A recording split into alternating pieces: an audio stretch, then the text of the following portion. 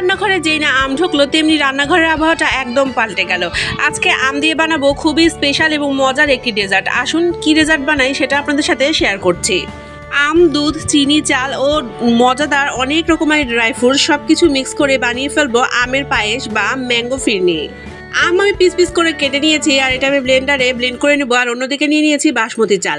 বাসমতি চাল নিয়েছি আমি 2 মুঠ পরিমাণ এবং এটা আমি খুব ভালোভাবে ধুয়ে পানিতে কিছুক্ষণ ভিজিয়ে রাখবো। আপনি বলতে পারেন যে কেন শুধু বাসমতি চালই নিচ্ছি। আমার কাছে মনে হয় আমের ফ্লেভারটা বাসমতি চালের সাথে বেশ ভালো যাবে, কিন্তু আমি যদি এখানে চিনি গুঁড়া চাল নিই তাহলে হয়তো বা আমের ফ্লেভারটা চিনি গুঁড়া চালের সাথে খুব একটা ভালো লাগবে না। এটা একান্তই আমার ব্যক্তিগত মতামত, তবে আপনি চাইলে যে কোনো চাল দিয়ে ফিরনি রান্না করতে পারেন।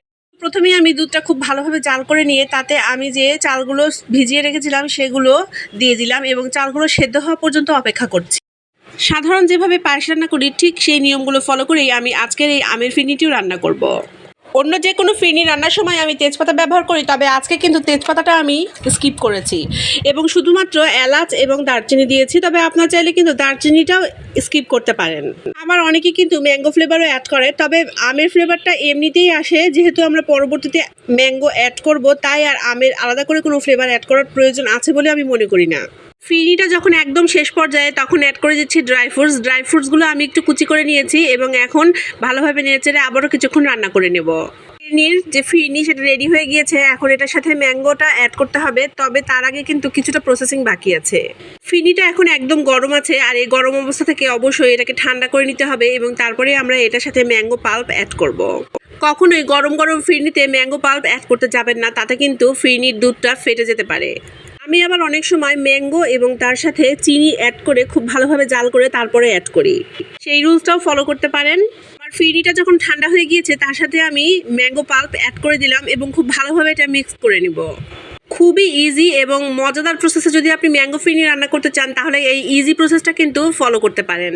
আমার রান্নাঘরে ম্যাঙ্গো ফিরনির ফ্লেভারে একদম মোমো করছে। পাশের বাড়ি থেকেও হয়তো বা প্রতিবেশী ছুটে আসবে ম্যাঙ্গো ফিরনি খাওয়ার জন্য। ক্রিমি এবং ইয়াম্মি মজাদার এই ম্যাঙ্গো ফিরনি রেসিপিটা আপনাদের কাছে কেমন লাগলো অবশ্যই আমাকে কমেন্টে বলে যাবেন। আমি একদম অল্প কিছু উপকরণ দিয়ে একদম সহজ পদ্ধতিতে এই ম্যাঙ্গো ফিরনি রেসিপিটা আপনাদের সাথে শেয়ার করলাম।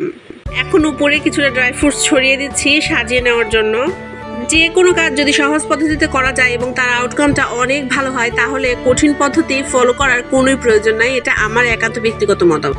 যে যেখান থেকে আমার ভিডিওটি দেখছেন তাদের সবাইকে জানাই অন্তরের অন্তঃস্থল থেকে অনেক অনেক কৃতজ্ঞতা বোধ। আজকে এখানেই শেষ করছি। আগামী দিন আবারও হাজির হয়ে যাব ঠিক একই সময়ে।